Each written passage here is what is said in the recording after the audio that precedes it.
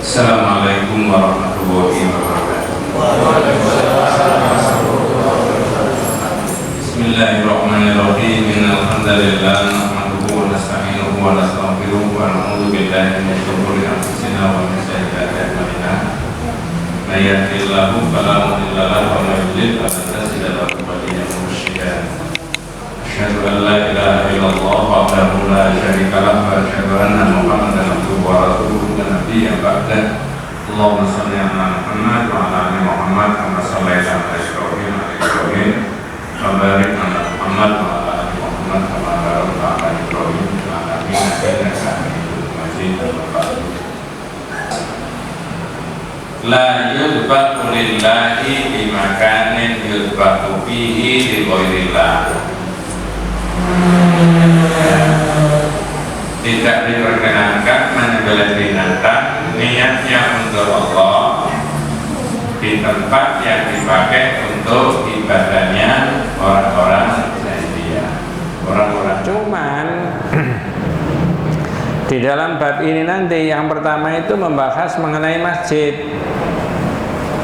Disebut masjid, ya, tapi kok tidak boleh dipakai sholat.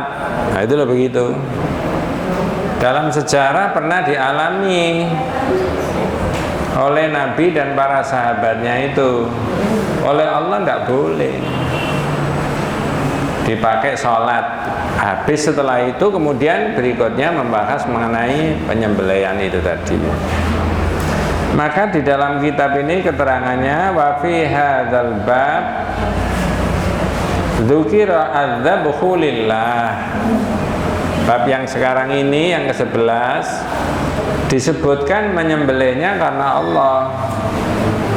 Walakinnahu fi makanin yudbahu fihi li ghairillah. Tapi ada tetapinya. Ya, binatang itu disembelih di tempat yang tempat itu sering dipakai upacaranya orang-orang jahiliyah. Nanti ada contohnya itu ya. Faman yurid ayyudhiya lillahi fi makanin yudbahu fihi lil asnam kaman yuridu ayyudhiya lillahi fi makanin yudbahu fihi lil asnam. Seperti, nah nanti mirip. Kalau orang kafir biasanya beribadah di situ, berdoa di situ, menyembelih binatang di situ, umat Islam tidak boleh. Kaman yuridu ayyudhiya lillahi fi makanin yudbahu fihi lil asnam, seperti orang-orang yang menyembelih binatang untuk berhalanya itu tadi. Fala yajuzu an tudbaha fihi, tidak boleh menyembelih binatang di situ. Li'annahu muafiqatun lil musyrikin fi dhahiril hal, itu bisa dianggap menyerupai orang kafir, orang musyrik. Kalau keterangannya begitu, maka panjenengan dan saya oleh kitab ini diajak membahas mengenai masjid. Masjid yang mana? Ada di surat At-Taubah ayat 107 dan 108. Jangan mundutnya di 107 dulu. Jadi sebelum membahas binatang pesembelihan-sembelihan tadi,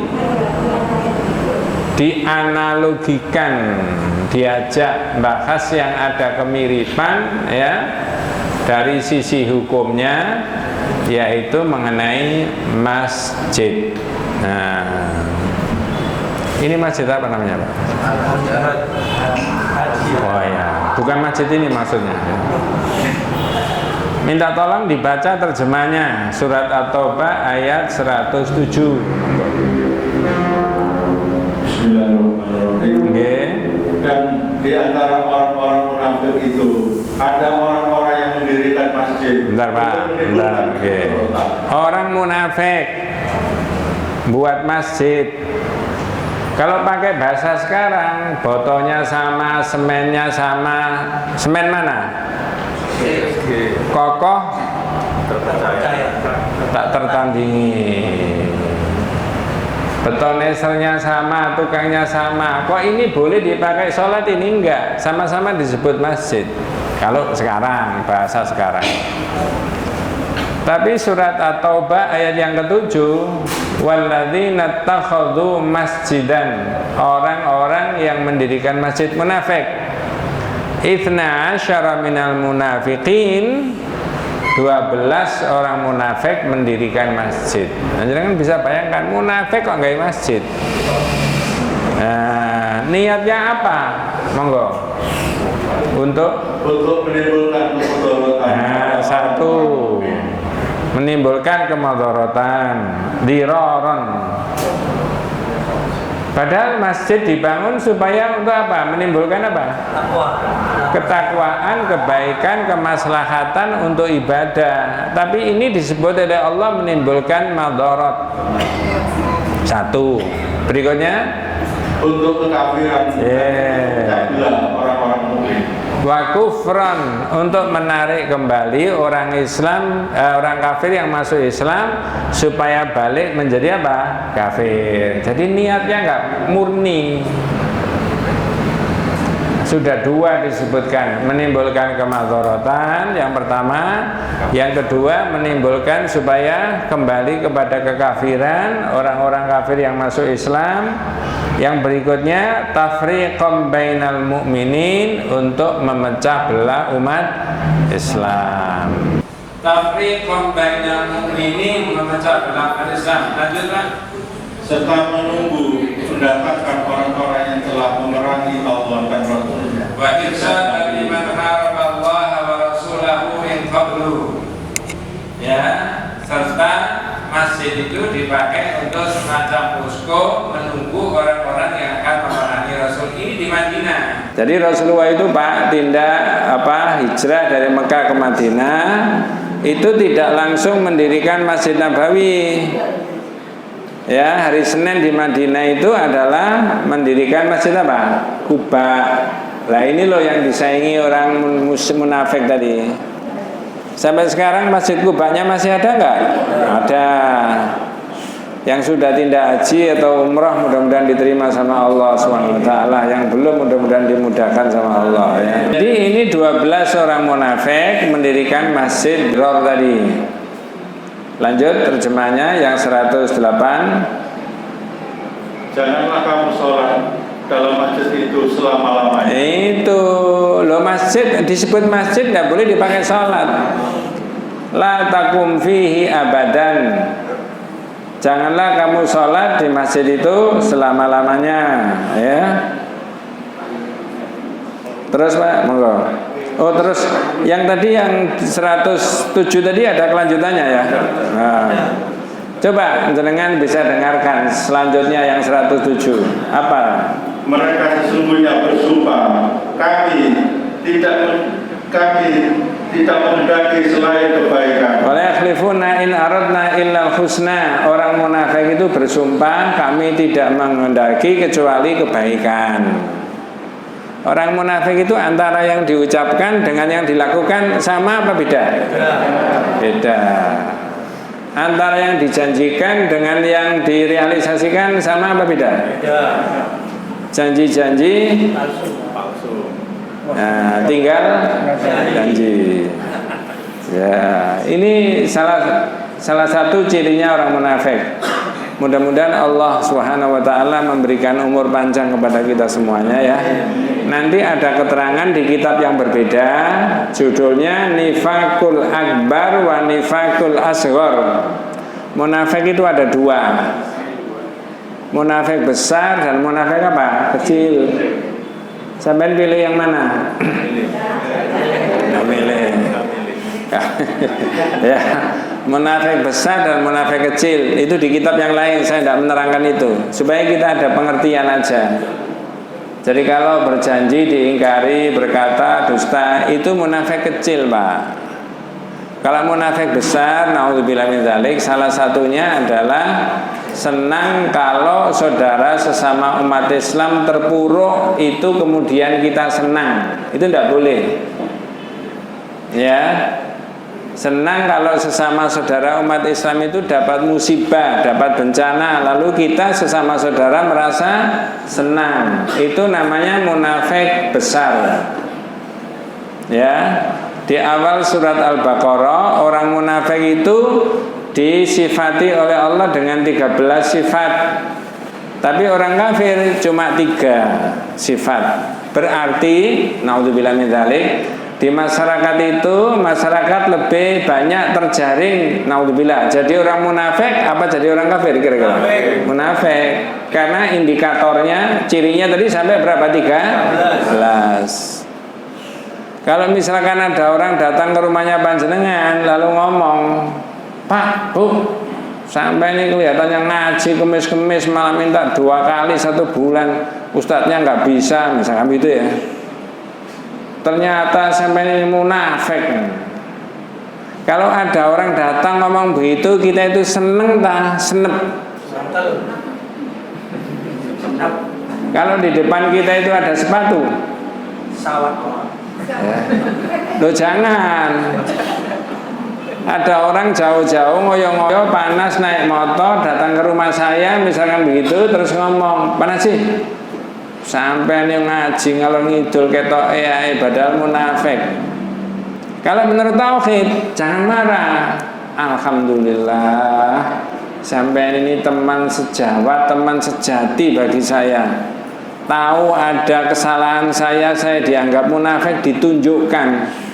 Tolong Mas, saya ditunjukkan pada waktu dan situasi bagaimana saya ini munafik. Nanti tak hilangkan supaya saya bisa menghilangkan sifat apa? Munafik.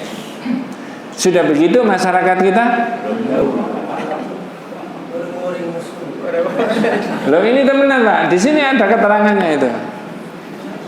Umar bin Khattab itu radhiyallahu anhu sampai tanya Hudzaifah, sahabat yang lain, kalau pakai bahasa kita, Hudzaifah, sampean kan pernah mendengar dari Nabi, katanya disinyalir sahabatnya Nabi ini ada yang munafik, apa termasuk saya? Umar bin Khattab, ya. Nah, padahal Umar itu termasuk salah satu yang digadang-gadang oleh Rasulullah, sahabatnya Rasulullah kan. Kata Hudzaifah, la azka minka ya Umar. Enggak Umar, enggak ada orang baik kayak sampean itu. Saking khawatirnya Umar bin Khattab oleh Rasulullah disebut sebagai apa? Nah, lah sampean ada orang datang ngoyo-ngoyo ditunjukkan sampean ini munafik, tambah seneng mestinya. Bukan tambah apa tadi? Senep. Wes alhamdulillah ini teman yang sejati sampean ini. Ini teman yang sebenarnya itu ya, tidak seperti teman-teman yang lain. Nah, ada kesalahan saya ditunjukkan. Itu mestinya begitu. Wes balik ke ayatnya. Orang munafik tadi Pak, menurut surat At-Taubah ayat yang ke-7 dan yang ke-8, yang ke-7 mereka bersumpah kami tidak menghendaki kecuali kebaikan. Lanjut. Dan Allah menjadi saksi bahwa sesungguhnya mereka itu adalah pendusta. Ya, wallahu yashhadu innahum lakadzibun. Dan Allah menjadi saksi bahwa mereka itu apa? Sumpahnya dusta, sumpahnya palsu, jangan dipercaya. Omongannya orang munafik. Kira-kira sifatnya orang munafik zaman Nabi yang disebutkan di Quran itu sampai zaman 2021 beda apa sama? Sama. Maka dihindari. Yang kita bahas ini disebut masjid oleh Al-Quran, walladzina takhadhu masjidan, mendirikan masjid. Makanya tadi saya sebutkan kalau pakai bahasa sekarang, botonya sama, betonesernya sama, semennya sama, tukangnya yaitu, tapi kok nggak boleh dipakai sholat. Lanjut yang 108. Janganlah kamu sholat di dalam masjid itu selama-lamanya. Nah, la takum fihi abadan. Janganlah kamu sholat di masjid itu selama-lamanya. Ini Nabi Muhammad dilarang. Nah, nanti kemudian bahas berikutnya setelah bahas masjid. Ini binatang Pak, dibeli dari duit yang halal, binatangnya halal, disembelih baca basmalah, diniatkan untuk makan-makan setelah pengajian Kamis malam, tapi bukan di sini Pak ya. Tapi nyembelihnya cari-cari tempat. Itu ada hukum tauhidnya. Tidak boleh sembarangan begitu. Ada dalilnya. Makanya diaturi dulu membahas mengenai masjid yang tidak boleh dipakai apa tadi? Salat. La takum fihi abadan. Jangan salat di masjid itu selama-lamanya. Kalau nggak boleh salat di masjid itu, salat di mana? Lanjut Pak. Sesungguhnya masjid yang didirikan atas dasar takwa, yakni Masjid Kuba, sejak hari pertama adalah lebih patut kamu sholat di dalamnya. Ya, la masjidun usisa ala taqwa min awwali yaumin ahaqqu an taquma fihi. Masjid yang pertama kali kamu dirikan, hari pertama Rasulullah ke Madinah bangun masjid, di situ diberi keterangannya, berarti masjid apa tadi Pak? Kuba. Itu lebih berhak untuk dipakai apa? Sholat. Jangan di situ. Ngapain? Mendirikannya niatnya untuk supaya menimbulkan ketakwaan, tidak menimbulkan kemadharatan, tidak menimbulkan perpecahan, tidak bermaksud menarik orang Islam menjadi kafir kembali, murtad, naudzubillah. Tapi kalau masjid ini didirikan atas dasar apa? Takwa. Makanya dan saya mendirikan masjid itu niatnya supaya penghuni masjid itu, jamaah di masjid itu supaya bisa meningkatkan apa? Takwa.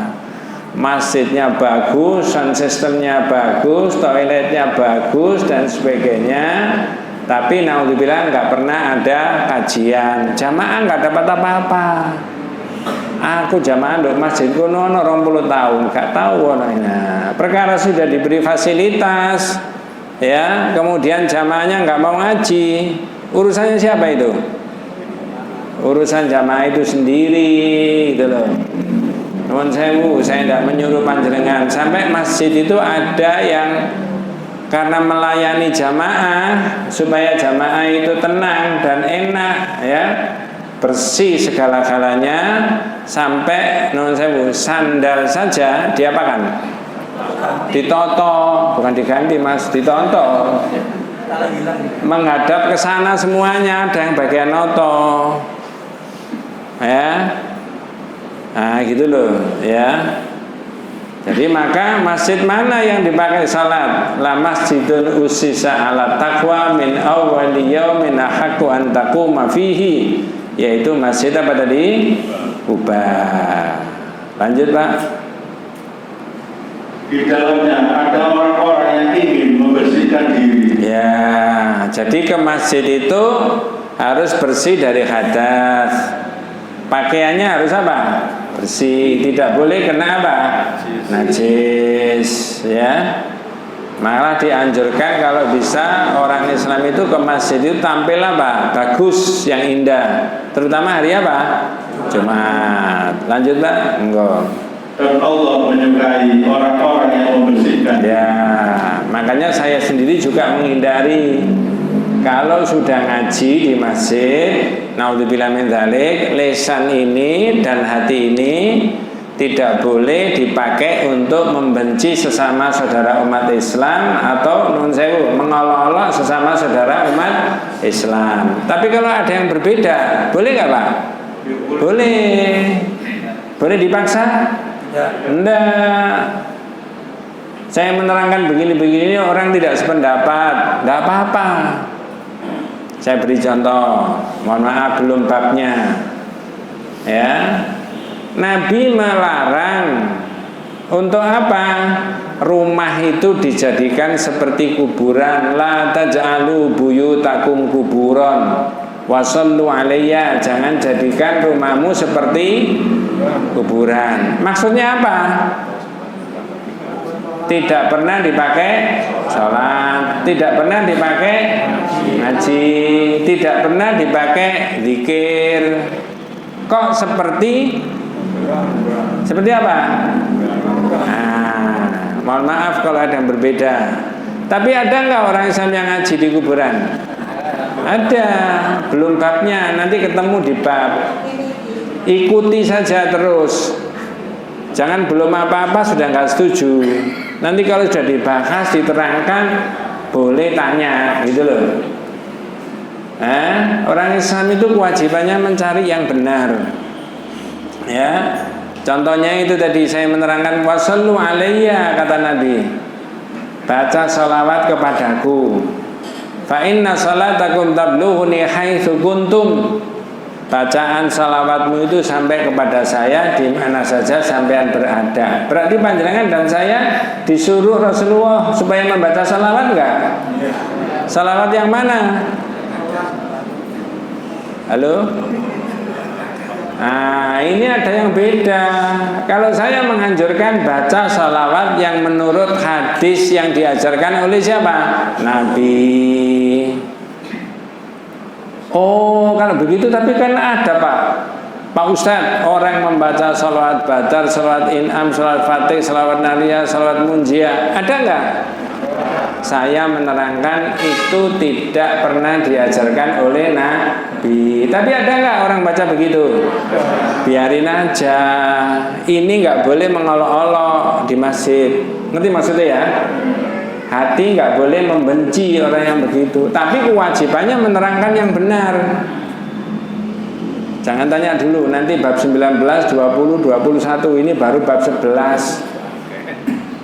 Ya, habis hari raya besar kurban. Insya Allah. Ya. Nah, begitu nggak apa-apa, berbeda. Maka di masjid itu harus bersih. Fihi rijalu yuhibbuna ayyatatahharu wa huwa yuhibbul mutahhirin. Di masjid itu banyak orang yang ingin membersihkan diri, pikirannya, lisannya, hatinya, pakaiannya dan seterusnya. Karena Allah itu menyukai orang-orang yang bersih, yang baik. Wes. Sekarang saya lanjut. Kalau tadi itu membahas masjid, sekarang tidak boleh dipakai sholat. Padahal disebut apa tadi? Masjid, dirol. Sekarang bahas binatang yang disembelih. Ada hubungannya dengan itu. Hanya bedanya ini masjid, ini binatang. Ini nggak boleh pakai sholat, ini nggak boleh disembelih di situ. Nah, begitu. Berikutnya yang kita bahas adalah ada satu hadis dari Thabit bin Dhahhak. Ya, riwayat Imam Abu Dawud menyebut hadis ini sahih, isnadu sahih. Ya, wa tariqatuhu al-Baihaqi. Hadis ini juga dari jalan Baihaqi. Wa Tabrani. Ya, menurut Syekh Albani hadis ini dianggap apa? Sahih. Bagaimana hadisnya? Monggo dibaca terjemahnya. Mudah-mudahan diberi berkah sama Allah. Ada seseorang yang bernazar akan menyembelih seekor unta di buana. Nazara rajulun ayyan khara bi buana. Thabit bin Dhahhak radhiyallahu anhu cerita, ada orang nazar menyembelih unta di satu tempat yang namanya buana. Bahasa Arabnya nazara rajulun ayyan khara ibilan bi buana. Tak tanya, nazar itu boleh enggak, Pak? Dianjurkan apa enggak? Halo? Enggak, tapi boleh. Ada kelemahannya, la ya'ti bi khairin. Tidak mendatangkan kebaikan. Innama yustakhraju minal bakhil, untuk menutupi kebakhilan. Ada orang bisnis ya, nazar nduk sama anaknya. Nanti kalau ayah dapat rezeki ini kena proyek kena ayah, ya, maka sekian persen saya infakkan ke masjid, 10% keuntungannya tadi. Ya, atau nominal diberikan 5 juta akan saya berikan ke masjid. Ternyata proyeknya nggak jadi. Sudah memberi ke masjid apa enggak? Nah, contoh yang lain lagi. Nanti kalau kamu nilainya baik, masuk di perguruan tinggi itu, atau kamu diterima di pekerjaan itu, ayah ini mau sholat duha sak minggu. Ternyata pengumumannya nggak diterima. Sudah sholat apa enggak, Pak? Lo ya, kok ndak sudah sholat duha? Lo nazar ayah ini kuwi diterima lah, gak diterima ya berarti. Berarti sunnahnya Rasulullah sholat duha tidak bisa dijalankan, terhambat karena nazar. Makanya jangan bolak-balik nazar.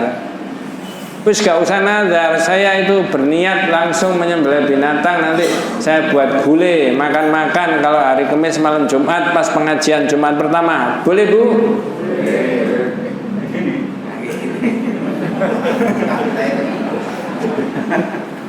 Boleh.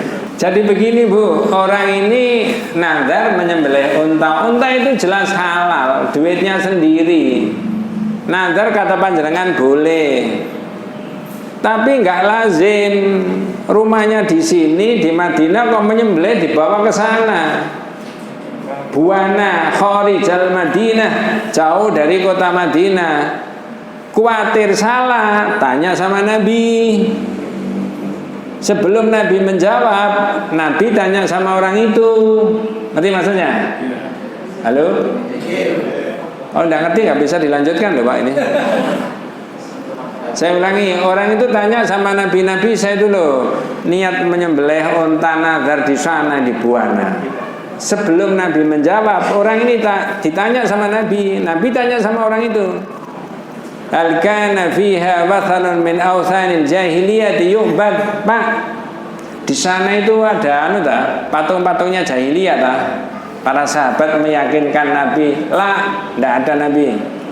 Nabi tanya lagi, hal kana fiha 'idun min a'yadihim? Apakah di sana itu ada upacara-upacara jahiliyahnya? Para sahabat menjawab, lah, tidak ada Nabi. Jadi orang ini khawatir salah. Rumahnya di sini kok menyembelihnya aja dibawa ke sana. Toh tidak berniat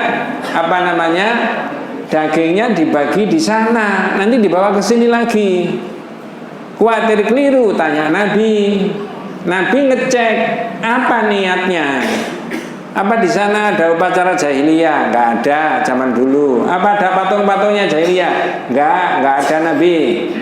Nah, kalau enggak ada, bersih dari itu semuanya. Apa perintahnya Rasulullah? Keterangannya Rasulullah, jawabannya Rasulullah. Monggo. Maka Rasulullah bersabda, "Berilah nazarmu itu." Terus? Karena sesungguhnya tidak ada pemenuhan satu nazar dalam bermaksiat kepada Allah dan pada perkara yang di luar hak milik seseorang. Nabi memberikan keterangan, aufi binadrika. Pak, kalau begitu sampean penuhi nazar sampean. Fa innahu la wafa'a li nadrin fi maksiatillah wala fi ma la yamliku ibnu Adam. Tidak boleh memenuhi nazar, sudah kadung nazar tapi maksiat, tidak boleh. Sudah kadung nazar tapi nggak bisa dipenuhi karena terlalu besar nazarnya, tidak boleh. Jadi Nabi mengatakan kalau begitu sampai penuhi nazarnya di sana, nyembelih unta di Buana, tapi tidak boleh memenuhi nazar yang ada maksiatnya kepada Allah, dan tidak boleh memenuhi nazar yang secara zahir anak Adam itu tidak mampu. Ngerti maksudnya? Halo? Nah sekarang tak tanya. Berarti Rasulullah membolehkan nggak orang ini menyembelih unta di sana tadi? Boleh apa enggak? Boleh, betul. Pertanyaan yang kedua. Ini jangan salah paham loh Pak, nanti dibawa pulang salah paham. Ya. 2 pertanyaannya. Bolehnya itu boleh mutlak apa boleh bersyarat? Boleh? Apa syaratnya tadi? Iya, boleh Pak, enggak apa-apa, asal tidak ada maksiatnya, kan begitu kan? Atau kamu tidak mampu melaksanakan karena Buana itu terlalu jauh, misalkan begitu. Tapi senajan menurut Rasulullah tadi boleh, di dalam kitab ini ada keterangan. Farubbama adkhala syaitan fi qalbika niyatan sayyi'atan fataqtaqid anna dzabh fi hadzal makan afdal. Ya, saya ulangi. Farubbama adkhala syaitan, ya, barangkali setan itu memasukkan di dalam hatimu niat yang tidak baik, lalu kamu punya keyakinan bahwa menyembelih di tempat ini afdal. Nanti maksudnya, jadi ontonya dituntun ke sana, disembelih di sana, awalnya nggak punya niat apa-apa. Niatnya murni, bersih, tapi begitu setelah ontanya disembelih, kemudian dikuliti, setannya memasukkan dalam hati. Iya mas, bapakmu dulu rezekinya lancar, hidupnya tentrem itu gara-gara menyembelih binatang di sini. Kata siapa? Kata saya, setan itu minal jinnati saja atau minal jinnati wanas? Berarti, mohon maaf, kalau begitu sebaiknya terus dilanjutkan di sana apa tidak? Tidak. Makanya Rasulullah tadi bersyarat. Syaratnya tidak boleh maksiat. Siapa yang bisa menjamin? Nun sewu Pak Bu, namanya maksiat itu bukan kejahatan seksual saja, bukan kejahatan ekonomi saja, bukan orang serop saja, enggak. Ngerti serop?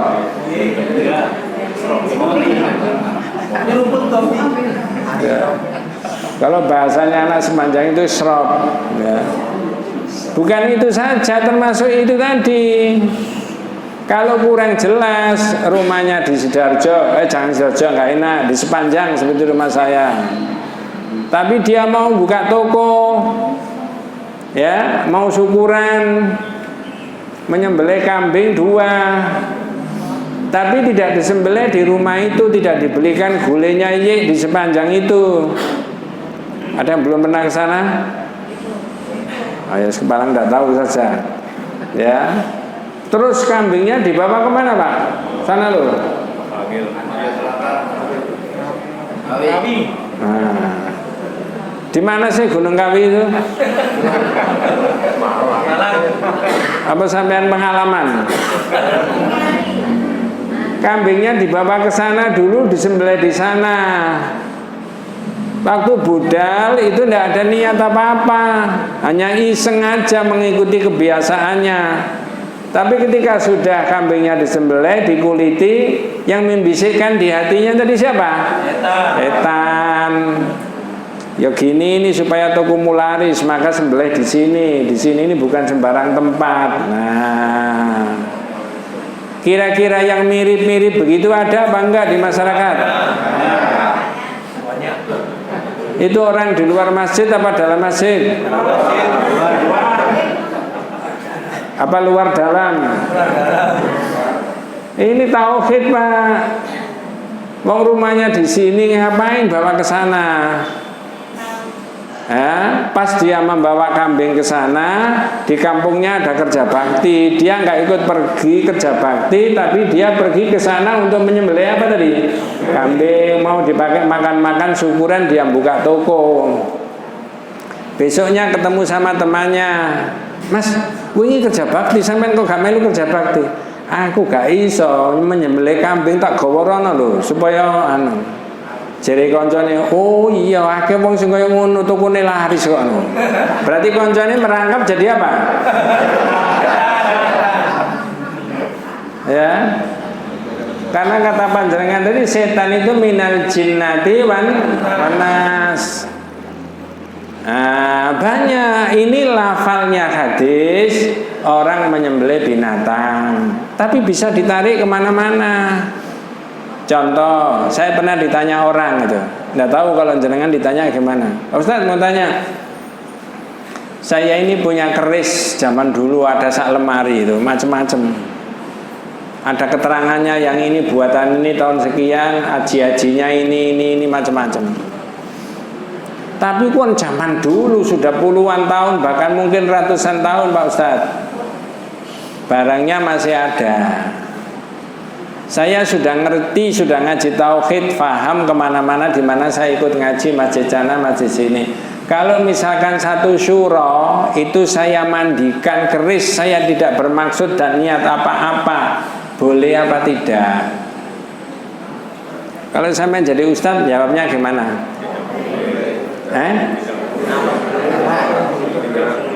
Kenapa kok tidak boleh? Enggak niat Pak Ustadz, sudah enggak ada niat apa-apa, sudah saya mengikuti itu aja. Jangan pakai dalil itu tadi.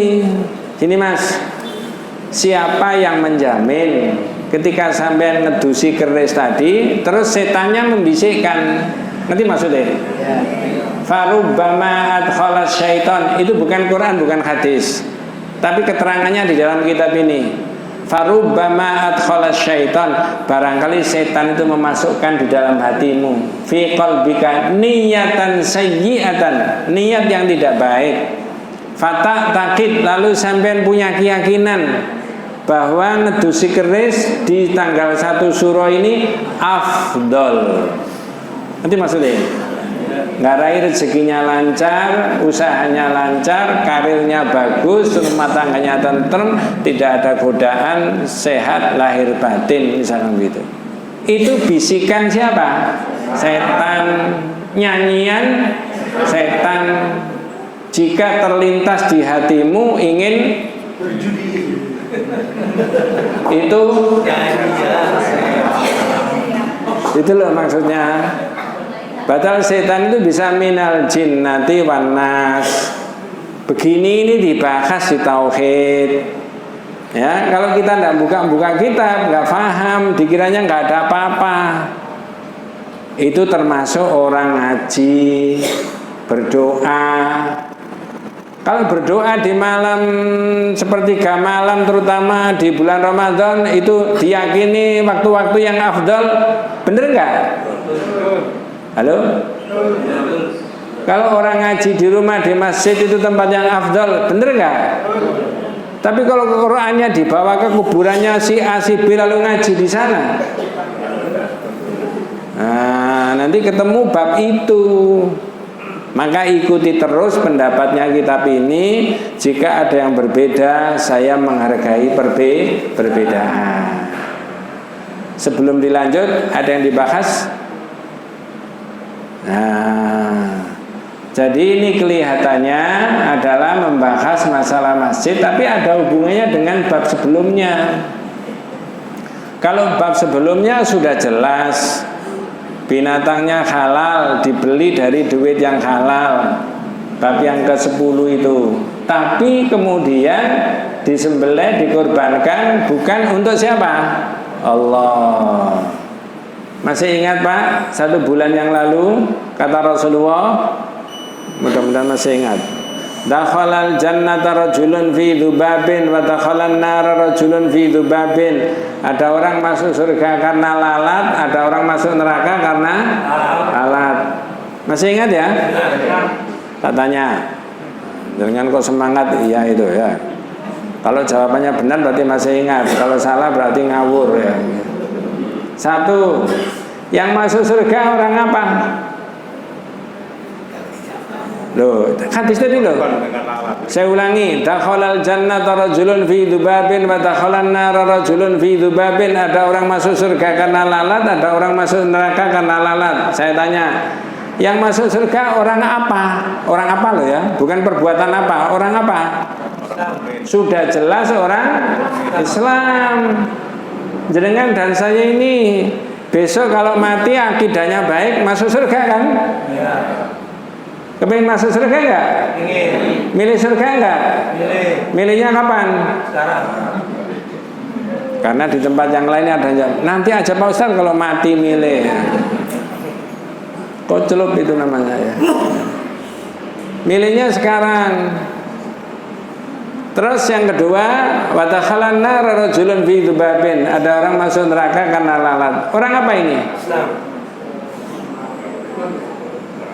Kalau sampean jawab orang kafir, saya bisa tanya lagi, apa ada orang kafir masuk neraka karena lalat? Langsung masuk neraka. Iya, mereka masuk neraka karena kafirnya itu.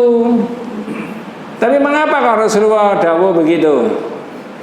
Karena dia mengorbankan sekecil apapun, ya seremeh apapun. Dalam hadis itu disebut seekor lalat, tapi dipersembahkan bukan untuk Allah. Kalau pakai bahasa sekarang, sesaji itu loh Pak, mohon maaf, itu untuk Allah apa bukan? Apa mas kok ada ini mas urunan guys dekat bumi gini? Oh anu Pak, ini gak ngini gak rai ngono. Ini gak ngono. Gak ini.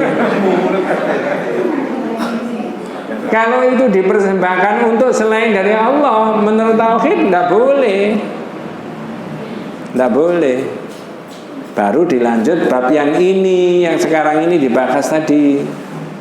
Duitnya halal, binatangnya halal, dibeli dari duit yang halal, menyembelihnya bermaksud membaca Bismillahirrahmanirrahim, tidak diniatkan untuk selain Allah, tapi tempatnya dia pilih-pilih tempat. Zahirnya menurut Rasulullah boleh, tapi dikhawatiri tadi dibisiki apa tadi setan. Nanti berikutnya bahas isti'adzah dan istighosah. Nanti kalau bahas isti'adzah dan istighosah, kalau bisa datang semuanya supaya bisa menerangkan kepada orang lain. Bukan ingin menyudutkan orang lain, ndak, ada pikirannya di tauhid. Mau mengikuti pikiran tauhid berdasarkan Quran dan hadis, monggo. Tidak juga tidak apa-apa. Semua terserah padamu, kan begitu. Aku begini adanya. Nah, mudah-mudahan kita semuanya senantiasa diberikan rahmat barokah hidayah Allah Subhanahu wa taala. Hadanallahu wa iyyakum ajmain. Kita tutup dengan doa kafaratul majlis. Subhanakallahumma wa bihamdika asyhadu an la ilaha illa anta astaghfiruka wa atubu ilaik. Assalamualaikum warahmatullahi wabarakatuh.